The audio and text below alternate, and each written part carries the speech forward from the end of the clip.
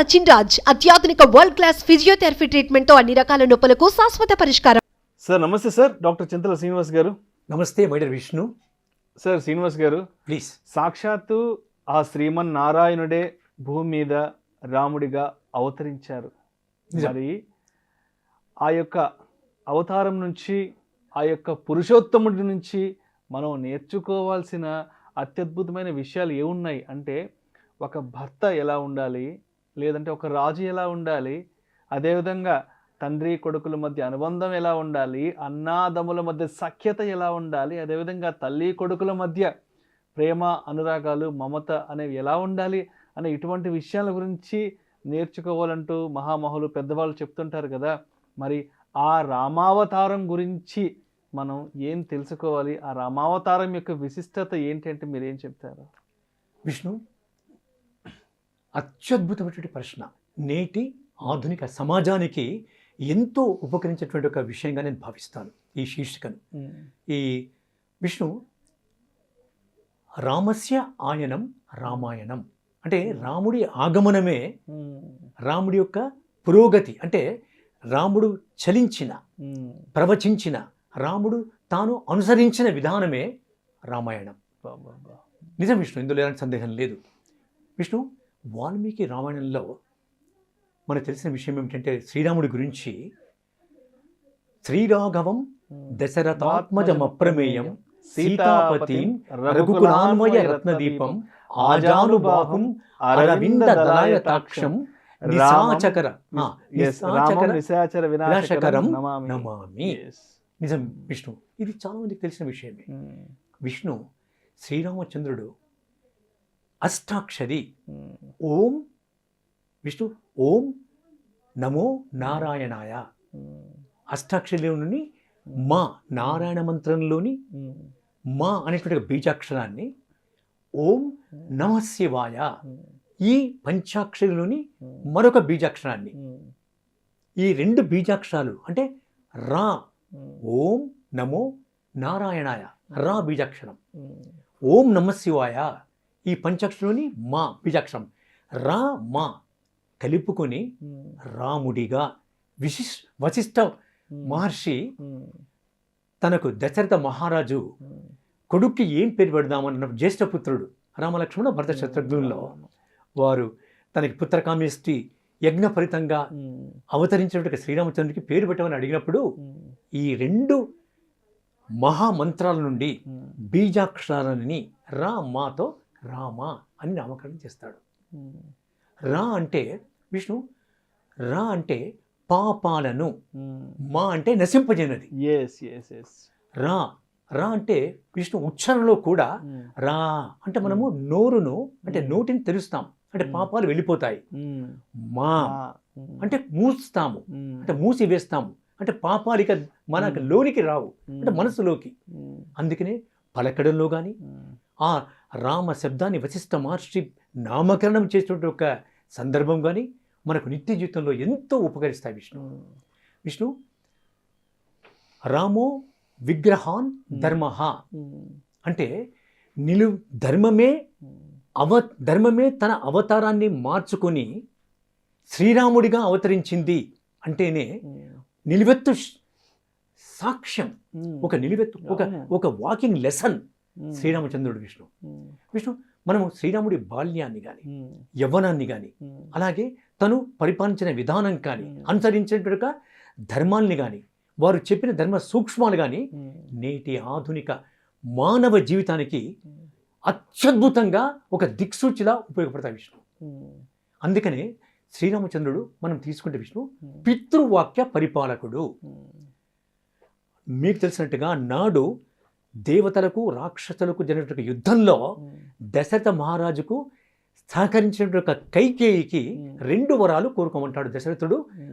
అవి ఏమిటంటే, ఇప్పుడు రేపే అంటే ఈ రోజున ఏం తెలుస్తుందంటే శ్రీరామచంద్రుడికి రేపే పట్టాభిషేకం, మహా సామ్రాజ్యానికి పట్టాభిషేకం. సుమారుగా మొత్తం పృథ్వీ మండలాధిపతి శ్రీరామచంద్రుడు రేపు పట్టాభిషేకం అయినప్పుడు కైకేయి తనకు మందర చెప్పిందా, ఎవరు చెప్పిందా మనకు తెలిసిన విషయమే. అయితే మందర చెప్పిన సందర్భంలో కైకేయి 2 వరాలను దశరథుని కోరుకుంటుంది. ఒకటవది శ్రీరామచంద్రుని అడవికి పంపించాలి 14 సంవత్సరాలు. రెండవది భరతుడికి పట్టాభిషేకం రాజ్యాధికారం ఇవ్వాలి, పట్టాభిషేకం చేస్తే రాజ్యాధికారం వచ్చేస్తుంది అని కోరుకుంటుంది. దశరథుడు విలిపిస్తాడు. శ్రీరామచంద్రుడు దశరథుని సమీపించి, నాన్న మీరు విలిపించకండి, మీరు పరితపించకండి అని చెప్తాడు. ఎందుకంటే అమ్మ కోరిక కొడుకు తీర్చాలి అని అంటాడు. తల్లికి కొడుకుకున్న అనుబంధాన్ని ఉదాత్తమైనటువంటి రీతిలో శ్రీరాముడు తొణకక బెణకక మరోసారి ఆలోచించక ఒప్పుకుంటాడు విష్ణు. శ్రీరాముడి వయస్సు వనవాసానికి వెళ్లే ముందు 25 సంవత్సరాలు విష్ణు. 14 సంవత్సరాలు అరణ్యవాసం చేస్తాడు. ఉత్తరం నుండి దక్షిణం వరకు దండకారణ్యం వరకు తను తర్వాత తన ధర్మపత్ని సీతమ్మ తల్లితో సోదరుడు లక్ష్మణుడితో పయనించి దుష్ట శిష్ట రక్షణ చేశాడు విష్ణు. ఈ సందర్భంలో విష్ణు శ్రీరామచంద్రుడి నుండి మనము నేర్చుకున్నటువంటి ఒక అత్యంత ప్రతిభావంతమైన ప్రభావపూరితమైన విషయాల్లో మరొక విషయం విష్ణు, తను 39 సంవత్సరం ఏట తిరిగి వచ్చిన తర్వాత రావణుని సంహరించి పుష్పక విమానంలో సుగ్రీవుడు విభీషణుడు వారితో తను అయోధ్యకి వచ్చి తను పట్టాభిషిక్తుడై రామరాజ్యాన్ని స్థాపించే నేపథ్యంలో తను విష్ణు ఒకటి రామ అత్యద్భుత వీర్య అని ఒకటి ఉంది విష్ణు. అంటే రాముడు శ్రీరామచంద్రుడు మహాపరాక్రమవంతుడు విష్ణు. రాముడు ఎక్కువగా మాట్లాడేవాడు కృష్ణు. ఎదుటి వ్యక్తి ఎవరైనా ఆర్తులు కానీ శరణాగతులు కానీ తనను సమీపించిన వారు కానీ ఉంటే వారు చెప్పేది వినేవాడు విష్ణు. చాలా సౌమ్యులు, ముక్తసరిగా మాట్లాడేవాడు, అత్యంత సౌమ్యులు విష్ణు. వారి యొక్క ప్రత్యేకత ఏమిటంటే శ్రీరామచంద్రుడు వచ్చిన వారి మాట విని తర్వాత మాత్రమే మాట్లాడేవాడు, తక్కువగా మాట్లాడేవాడు. అయితే మరొక మాట విష్ణు, వచ్చిన వారికి సహాయం చేసి శ్రీరామచంద్రుడు ఎప్పుడు కూడా తిరిగి తాను సహాయము చేసినాను అనేటువంటి ఆలోచనను కానీ సహాయం చేశాను కదా అని చెప్పాడు కానీ కాదు విష్ణు. ఈ రోజుల్లో ఎవరికైనా చిన్న సహాయం చేస్తే తిరిగి మనం కోరుకుంటాం.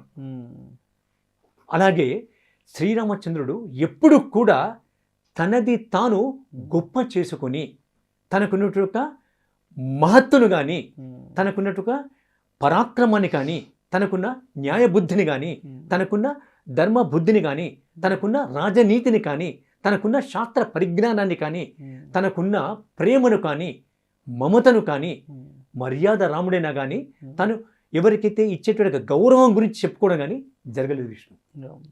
ఇప్పుడు ఈ రోజున విష్ణు ఈ గుణాలన్నిటికీ కూడా చాలా వ్యతిరేక దిశలో సాగుతున్నాం మనం.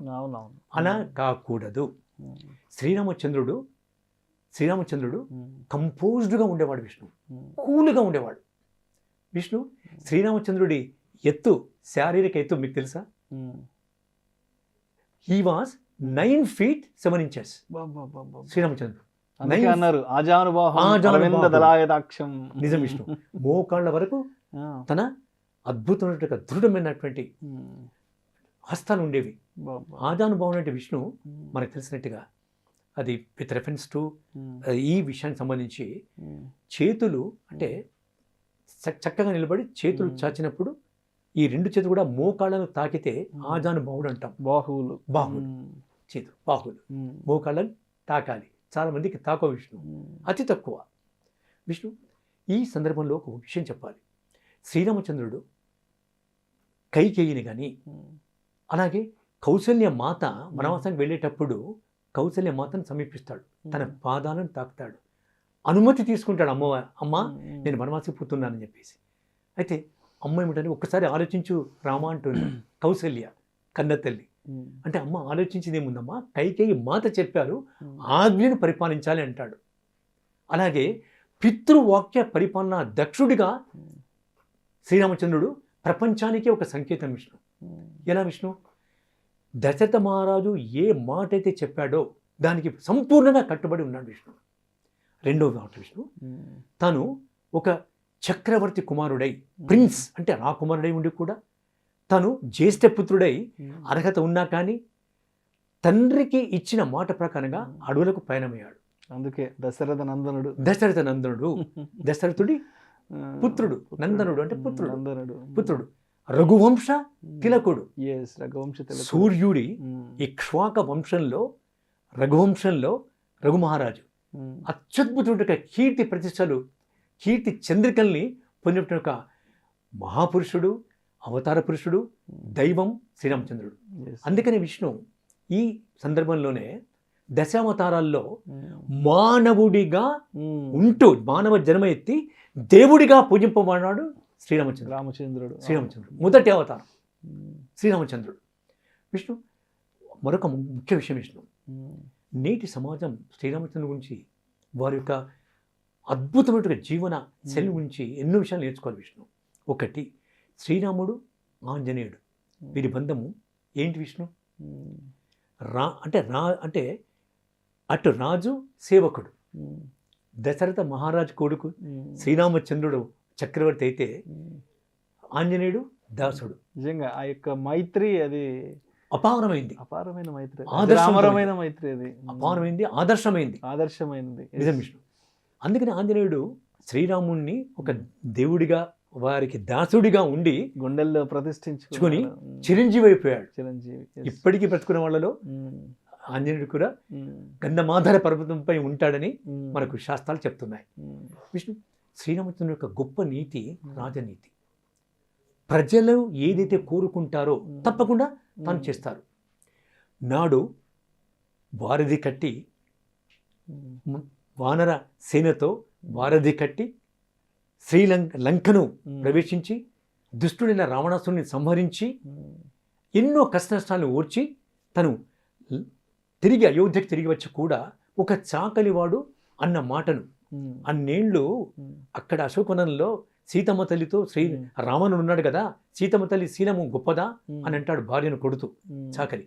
అది తాను రహస్యంగా రాజ్యంలో సంచరించేటువంటి వింటాడు, దూరం నుంచి అతని పరిచారకులు తెస్తారు, చెబుతారు ఇలా అంటున్నారని.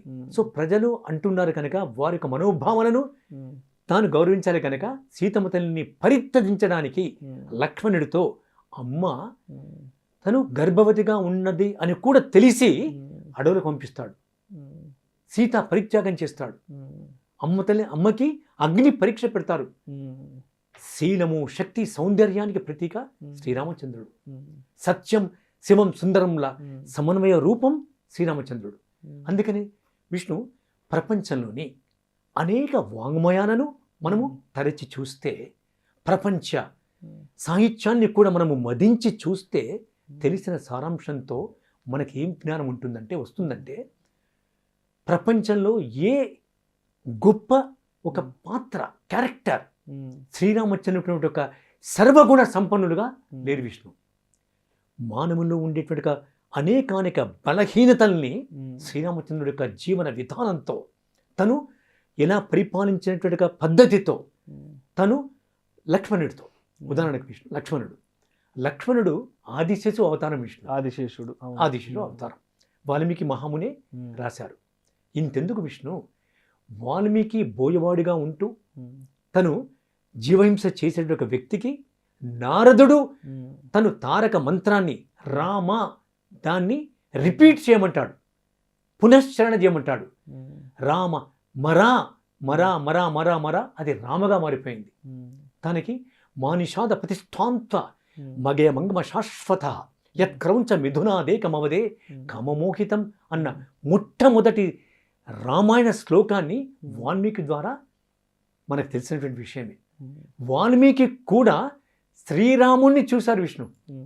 లవకుశులు తను ఆశ్రమంలో జన్మించిన తర్వాత వారికి రామాయణ గానామృతాన్ని నేర్పించి వారిని పంపించి శ్రీరాముడి ఆస్థానంలో అందరు విని విధంగా శ్రీరామ గాథను వినిపించేలా చేసినటువంటి మహర్షి కూడా లోక కళ్యాణానికే శ్రీరాముడి చరితను నేటి సమాజం విష్ణు తెలుసుకునేటట్టుగా, ఆచరించేటట్టుగా చేశారు విష్ణు. శ్రీరామచంద్రుడు తను అవతరించి 7,100 సంవత్సరాలని విష్ణు. కానీ నేటికి కూడా శ్రీరాముడి ఉజ్వలోజ్వల జీవన ఘట్టాలు. తను అడవికి వెళుతూ వశిష్ఠుల వారు వారికి విద్య నేర్పినటువంటి వేదాంగాలు నేర్పినటువంటి సందర్భంలో, అస్త్రశస్త్రంలో ప్రవీణమైనటువంటి సందర్భంలో విశ్వామిత్రుడు తాను ఆచరించే యజ్ఞాలకు, అడవుల్లో రాక్షసులు యజ్ఞాలకి ఇబ్బంది అంటే వారు ఆటంకాలు కలిగిస్తున్నారని బాలకుడైనటువంటి శ్రీరాముడిని లక్ష్మణుడిని తీసుకొని వెళ్తాడు విష్ణు. గురువు ఆజ్ఞను దశరథుడు పాటిస్తే తండ్రి మాటను తాను గౌరవించి అడవులకు వెళ్ళి అనేకానేక రాక్షసుల్ని, మారీచుణ్ణి, అతి ముఖ్యంగా తను తాటకిని మొదటగా అడుగడుగున ఎన్నో కష్ట నష్టాలను ఓర్చి దుష్ట శిక్షణ చేశాడు. అయితే నేడు మానవులు రాక్షసుల్ని సంపాదించిన అవసరం లేదు విష్ణు. శ్రీరామచంద్రుని చూసి నేర్చుకోవటం గొప్ప విషయం ఏమిటంటే తనలో, వారిలో, మనలో ఉన్న అంతరాత్మలో ఉన్నటువంటి బలహీనతలు అనేటువంటి రాక్షసుల్ని నశింపచేయాలి. మనలో ఉన్నటువంటి దుష్ట ఆలోచనలను వాటిని మటుమాయం చేయాలి. శ్రీరామచంద్రుడు మహాపరాక్రమవంతుడైనా కానీ ఎప్పుడు కూడా తాను ధర్మ పరిరక్షణకే కృషి చేశారు విష్ణు. ధర్మ స్థాపనకే తాను ఎప్పుడు కూడా పాటుపడ్డారు. అంటే మనిషిగా పుట్టినవాడు ఏకపత్ని వ్రతుడు, కర్మావసరాన్ని అనుసరించిన వాడు ఏ విధంగా అనుసరించాలి, అవును విష్ణు, ఆ కర్మను తప్పనిసరిగా ఏ విధంగా దాన్ని మనం అనుభవించాలి విషయాన్ని కూడా. ఎందుకంటే సాక్షాత్తు శ్రీమన్నారాయణుడే ఆయన అవతారం అయినా సరే మనిషిగా పుట్టినప్పుడు మనం నిర్వర్తించాల్సిన విధి విధానాల గురించి, బాధ్యతలను ఆయన అనుసరించి నిజం మానవాళికి తెలియజేశాడు. మరొక విష్ణు ఏకపత్ని వ్రతుడు. సీతమ్మ తప్ప తాను వివాహం చేసుకున్న నాటి నుండి కోదండరాముడు సీతాపతి తను ఎప్పుడు కూడా వేరే అంటే ఇతర స్త్రీల వైపు మోహంతో చూడడం కానీ, పరస్త్రీని తను ఒక చక్రవర్తి రాజు అంటే బహుభార్యాత్వం ఉంటుంది వాళ్ళకి, పాలిగమి అంటే బహుభార్యలను చేసుకుంటారు. అది వీరత్వానికి మారుపేరుగా భావిస్తారు. కానీ కానే కాదు, ఏకపత్నివ్రతుడు. అలాగే సోదరులు, లక్ష్మణుడు భరత శత్రుఘ్నుల్ని అత్యంత అద్భుతంగా ప్రేమించాడు. నాడు భరతుడు శ్రీరామచంద్రుడే పరిపాలించాలనేటువంటి ఉద్దేశంతో అడవులకు వెళ్ళి సైన్యాన్ని ఒక దూరంగా ఆపుతాడు విష్ణు. భరతుడు దండయాత్ర చేస్తున్నాడు, చేసేటువంటి ఉద్దేశం ఉందని అన్నగారికి అనుమానం రాకుండా సైన్యాన్ని ఆపి శ్రీరాముణ్ణి సమీపించి, అన్న మీరు రెండని వేడుకున్నాడు. తండ్రికి ఇచ్చిన మాటను నేను తప్పను అని చెప్పి భరతుడు కోరిన మేరకే పాదుకలను ఇస్తాడు. పాదుకలనే సింహాసనం పెట్టి పరిపాలిస్తాడు. ఈ రోజులో ఎవరున్నారు విష్ణు? ప్రపంచ చరిత్ర చూస్తే అనేక రాజ్యాల యొక్క రాజరాజుల వారి యొక్క స్థితిని, చరిత్రను చూస్తే ఒకరిని వధించి మరొకరి సింహాసనాన్ని అధిష్ఠించారు. ఈ రోజున లేరు విష్ణు. ధర్మము అనేటువంటి ఒక పదమే ఈనాడు లేదు. అంటే న్యాయము. మన ఇంట్లో పెద్దవాళ్ళు అన్నదమ్ముల సఖ్యత గురించి చెప్తుంటే అంటే రామలక్ష్మణ్ లాగా సంతోషంగా ఉండండి అని చెప్తారు. అవును విష్ణు. ఇంట్లో 2-3 పిల్లలు ఉన్నప్పుడు రామలక్ష్మణ్ లాగా సఖ్యతగా ఉండండి, కలిసి ఉండండి, ఇంట్లో అందరు కలిసి ఉండండి అని చెప్తుంటారు విష్ణు. నిజమది. వాల్మీకి రామాయణంలో లక్ష్మణుడు కూడా అన్న శ్రీరామచంద్రుడిపై ప్రేమతో 14 సంవత్సరాలు నిద్రపోలేదు విష్ణు. ఊర్మిళ లక్ష్మణుడిని అనుసరించి అమ్మవారు స్వీకరించి, ఎందుకంటే విష్ణు ఊర్మిళ స్వీకరించింది. తాను 14 సంవత్సరాలు పడుకుంది అంటే నిద్రలో ఉంది. ఇక్కడ విషయం విష్ణు, నిద్ర పోవడము పోకపోవని కాకుండా ఒక అన్నకి తమ్ముడి చోట గౌరవం. అందుకని విష్ణు ఎప్పుడు కూడా వనవాసం వెళ్ళినప్పుడు కూడా లక్ష్మణుడు ముందుండేవాడు. లక్ష్మణుడు ముందు, అమ్మవారు మధ్య, శ్రీరామచంద్రుడు వెనక. ఏదైనా ముళ్ళు కానీ రాయి రప్ప కానీ తగిలితే కాలికి, నాకు తగిలితే నేను పక్కకు వేస్తాను అనే ఉద్దేశంతో లక్ష్మణుడు కదిలాడు విష్ణు. అన్నదమ్ముల అనుబంధం అది. ముందు ఆ ప్రమాదం లక్ష్మణుని దాటి తాను వదినమ్మకు అన్నయ్యకి ఒక సానుకూల మార్గాన్ని ఇవ్వాలని చెప్పే ఉద్దేశంతో లక్ష్మణుడు వెళ్ళాడు విష్ణు. ఈ రోజుల్లో అన్న వెళితే వెళ్ళని అని అంటారు విష్ణు. ఎవరికైనా కష్టం వస్తే రాని అంటారు విష్ణు. ఆ కష్టాన్నే తాను స్వీకరించి అన్నకి కానీ తమ్ముడికి కానీ ఇబ్బంది కలగకూడనటువంటి ఒక అద్భుతమైనటువంటి ఒక సందేశాన్ని శ్రీరామచంద్ర వారు తన జీవితంలో మనకిచ్చారు విష్ణు. ఇక్కడ అంటే సీతమ్మ వారి గురించి కూడా మనం తప్పనిసరిగా మాట్లాడుకోవాలి. చెప్పండి విష్ణు. జనక మహారాజు పుత్రిక, ఆ. ఆమె యువరాణి, ఎంతో ఐశ్వర్యవంతురాలు. అవును విష్ణు. అయినా నాకెందుకులే, మా వారు అడవులకు వెళ్తున్నారు కదా, నేనెందుకు వెళ్ళాలని అనుకోలేదు అమ్మవారు. విష్ణు ఈ సందర్భంలో మీకు భర్తకు వచ్చిన కష్టంలో ఆ కష్టాన్ని తాను పంచుకోవాలి. అది విష్ణు విష్ణు ఒక నేను మాట ఈ సమయంలో భర్త వెనుక ఉండాలి అని అమ్మవారు అక్కడ దీక్ష తీసుకున్నారు. విష్ణు శివుడి ధనస్సు విరిచి సీతాస్వయంలో అమ్మవారిని జనక మహారాజు కొలువులో ప్రపంచ ప్రఖ్యాత నాటి వీరాది వీరుల సమక్షంలో అరివీర భయంకరుడు శ్రీరామచంద్రుడు ధనుస్సు విరిచి అమ్మవారిని చేసుకున్న సందర్భంలో వశిష్ఠుడు అంటాడు విష్ణు, నిన్నెప్పుడు నీడలా నీకు ఉంటుంది సీతమ్మ తల్లి అని అంటాడు. కనుకనే మీరు అన్నట్టుగానే తాను పత్నిగా ఒక ఒక భర్తకి ఆదర్శమైనటువంటి ఒక భార్యగా సీతమ్మ తల్లి అడవిలో పెళ్ళింది విష్ణు. నార చీరలు ధరించి ఆభరణాలన్నీ పక్కకు పెట్టి తాను రాజభవనంలో ఉండవచ్చు విష్ణు, అయోధ్యలో రాజభవనంలో ఉండొచ్చు కోసల దేశంలో, కానీ ఉండలేదు. కనుక నేడు మానవ జీవితంలో బాల్యము యవ్వనము వృద్ధాప్యం వరకు నిత్య జీవితంలో అడుగడుగున అనుబంధాన్ని, అడుగడుగున మనము ఆలోచన విధానాన్ని, ధర్మాన్ని, న్యాయాన్ని, సత్యాన్ని, అహింసను, ముఖ్యంగా చెడు అలవాట్లకు దూరంగా ఉన్నటువంటి ఒక స్థితిని నేర్పేదే రామాయణం విష్ణు. మానవ జీవన సంపూర్ణత్వానికి, మానవ జీవన సార్థకతకు శ్రీరాముడి జీవితం ఒక అత్యద్భుతమైన ప్రభావపూరిత ఒక జ్యోతిలా వెలుగొందుతుంది Vishnu. Thank you so much sir.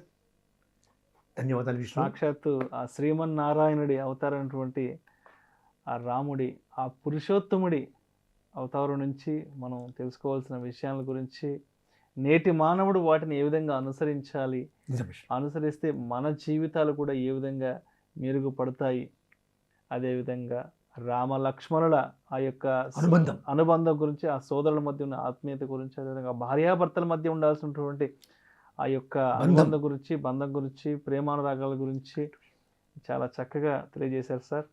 And ఈ యొక్క సందర్భంలో ఈ యొక్క అయోధ్య రామ మందిర ప్రతిష్టాపన జరగబోతున్న, ప్రాణప్రతిష్ఠ జరగబోతున్న ఈ సందర్భంలో రాముడి గురించి, సాక్షాత్తు ఆ శ్రీమన్నారాయణుడి గురించి ఇంతసేపు మాట్లాడుకునే భాగ్యం, అదృష్టం మీ ద్వారా నాకు కలగడం, ఇదంతా నిజంగా ఈశ్వర ఇచ్చ. So thank you so much doctor Chintala Srinivas garu. ధన్యవాదాలు విష్ణు. జై శ్రీరామ్ సార్. జై శ్రీరామ్.